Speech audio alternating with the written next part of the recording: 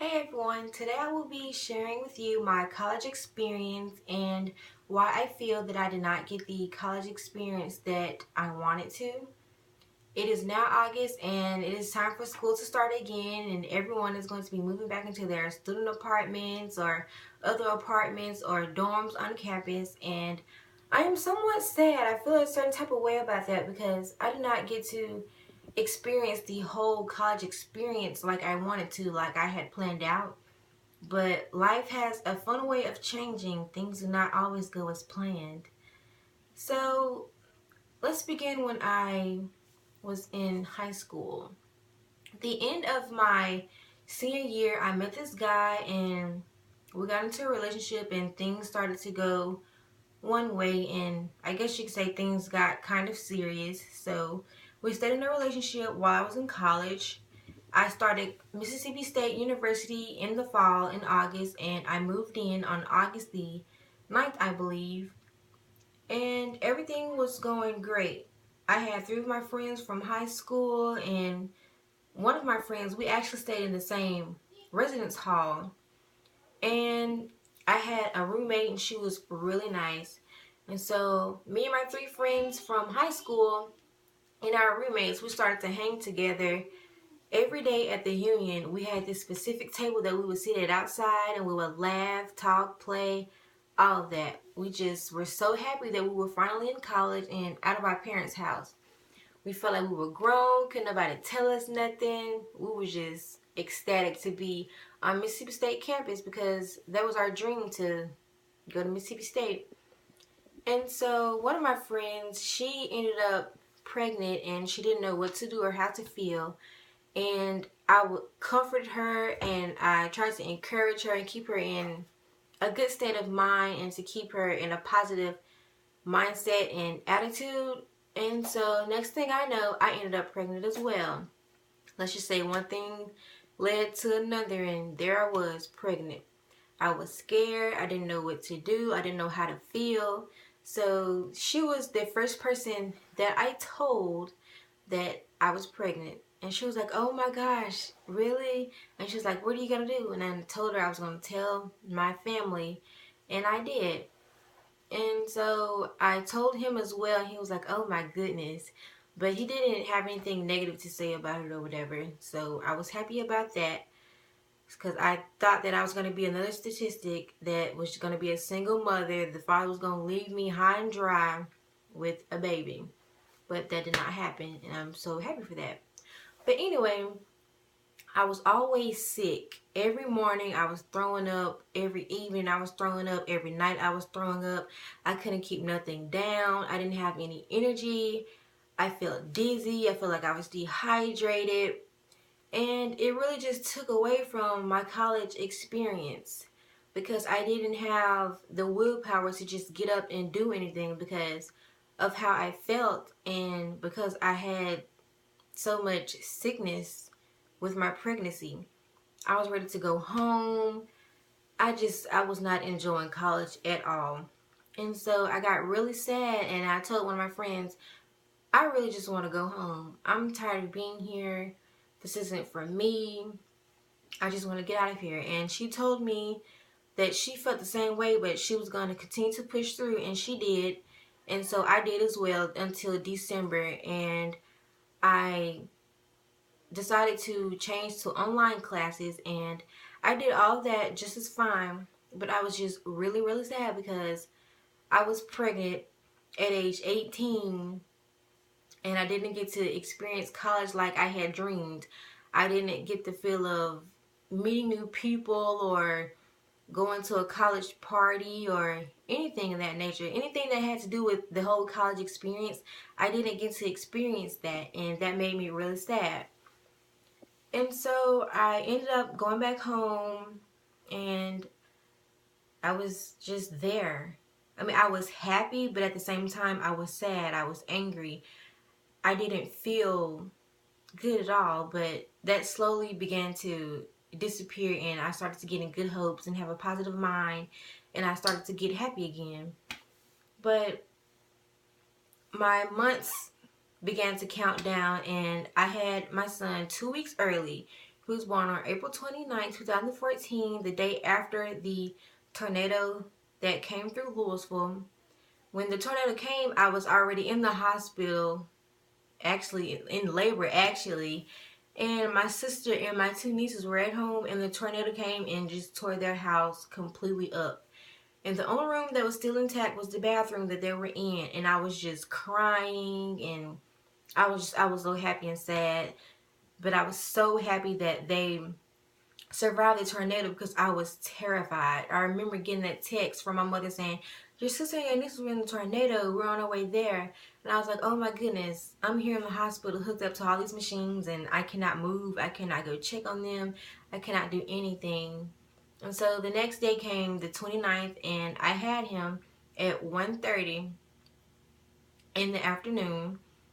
And it took my sister and my nieces and her husband a while to get to me because of everything they had went through that previous day. But when they came, I was just so ecstatic. I was happy. I was grateful because I thought that, they were gone. I could have lost them.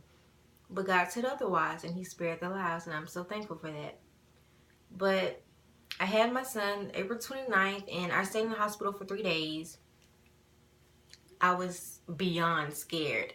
I didn't know what to do. This was my first time ever being in a situation like that or going through any of that. I didn't know the first thing about being a mother because I was always that person who said, I'm never going to have kids. I don't want kids. I don't like kids. Me and kids do not get along. Kids do not fit in my lifestyle. And here my son goes. I am blessed with a 6-pound and 5-ounce baby boy named Jacoby Brown.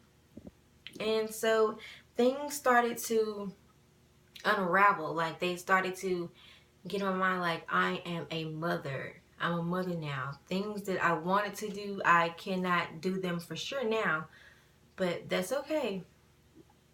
And so we stayed in the hospital for 2 days, and then we went home.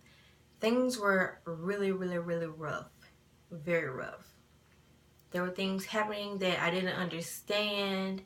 Every time he cried, I cried because I could not get him to stop crying, but he soon stopped crying. I remember praying to God, asking Him to give me strength to be the best mother I can be, to get through this, and to just be the best mother I can and raise him to be the best child that he can be in person. And there were many nights where I did not get any sleep. I felt all alone. I actually felt like I had postpartum depression, but I never told anyone that, so I just dealt with it. I didn't know what to do, where to turn. I didn't know what to say. I was just sad. I was depressed. But there were times when I was happy, but I hid all of that with a smile, and no one to this day knew that I felt that way, except for my child's father. He was the only one. And I really just felt alone because I was just here with my child. My mama was at work, and my child's father, he was at work, and when he did come, he was tired, so he just went to sleep. So I was just up all night, every night with my son, and he'd be crying, I'd be tired, and I'd be crying. But we made it through that.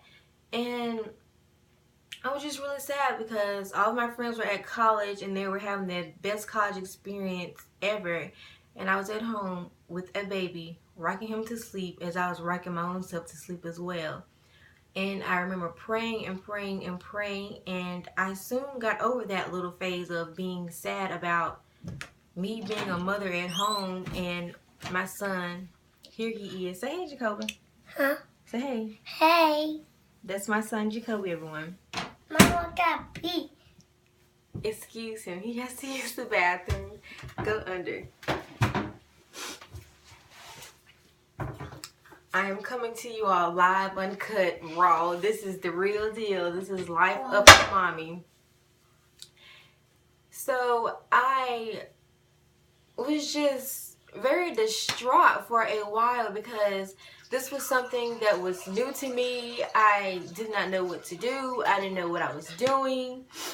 I didn't have anyone to just coach me along because my mother was at work. She worked. And so I had to do a lot of things on my own. And my child's father, he wasn't just here with me like I wanted him to be. And that made me sad as well, and I was just really depressed and sad. I didn't know what to do, so I just began to pray, and I prayed and prayed and prayed and prayed, and I finally asked God to just heal me and help me make it through this time, because it was totally new to me. And so I was like, you know what, I'm going to get back at it. I'm going to start off fresh. And so I ended up dropping out of Mississippi State, and I stayed out of school for a while. And then I was like, you know what, this cannot be my life. I'm not going to just sit here and not do anything and I cannot do that. So I started online classes at this school in Kansas, and I went all the way through it, and I actually graduated. I got my associate's degree in medical coding and billing, and I was so happy. It was very hard. It was tough because, as I said, it was just me and my child, and I had to do schoolwork and look after him as well, because it was just me and him. No one else was here with us. I didn't have, help all throughout the day or night.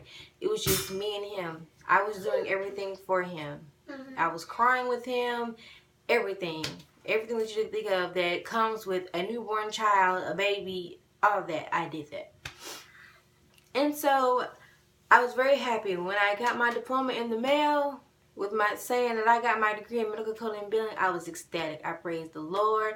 I thanked him, because it was a very long road, because I thought that I was a young girl. I was supposed to be staying on campus or in a student apartment, getting the whole college experience. I was supposed to be that girl, that feeling of being that girl, being that powerful girl.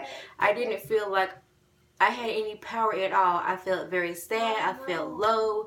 I felt like another statistic. I just felt very bad, and I had to tell myself that it is okay. Everything's going to be okay. I'm going to be just fine. I'm going to make it. I'm going to reach my goals.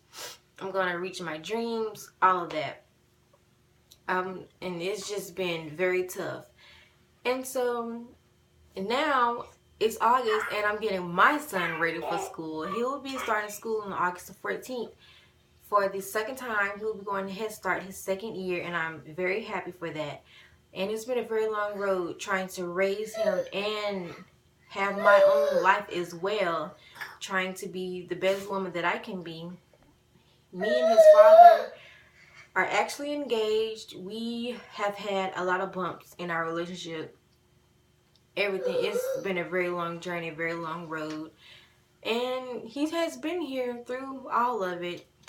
Everything may not have been like how I wanted it to be between us and all of that, but he's still here, and it's still a work in progress. But I guess everything will eventually come into play like how they need to be. But as far as me wishing that I had that college experience again now, I really don't wish that I had that, because I've heard a lot of stories about all these college parties and things happening to college students, and I see people now who have lived a very rough college life and was doing all the things that I wanted to do in college, and they look really bad, and life has been very horrible to them. Excuse my son flushing the toilet. Please excuse that. Like I said, this is live, raw, uncut, no editing, any of that. This is how I live on a day-to-day basis. But as far as me wishing that I could go back in time and live that college life like I wanted to, I no longer wish that, because I was blessed with the son, and he changed me. He made me grow up, and I no longer want to just party or anything like that in that nature. I was never a party person, but I wanted to get that experience of a college party, and I didn't get that, and I'm glad that I didn't, because I probably would have went a whole another route if I would have lived that college life like I wanted to. I probably would be just in very bad shape, because I have seen a lot of people that I know who went to college and lived that whole rough college life, and life has been kind of bad to them, and I'm very appreciative that did not happen to me, that didn't go as how I planned for it to be in my life, and I'm so happy for that. But I still sometimes get a tad bit sad because everyone's moving into their dorms or student apartments or other apartments or whatever. And I'm still here in the same spot that I have been since high school. And I feel that I have not advanced to where I need to be yet. But I'm not going to give up because I know that I will one day get to where I need to be and get into my own place as well. But as of now, I'm going to continue to raise my son the best that I can. And I'm going to continue to teach him the things that he needs to know. And I'm going to get him ready for school on August 14th. I cannot wait for it to get here so I can finally get some more peace and quiet that I want. And I'm just going to learn to live life and be happy and embrace life. And not be so down or depressed or angry or hurt. I'm trying to get in a place where I let hurt go. I'm trying to get in a place where I am happy. I'm trying to get in a place where I look at life in a different way.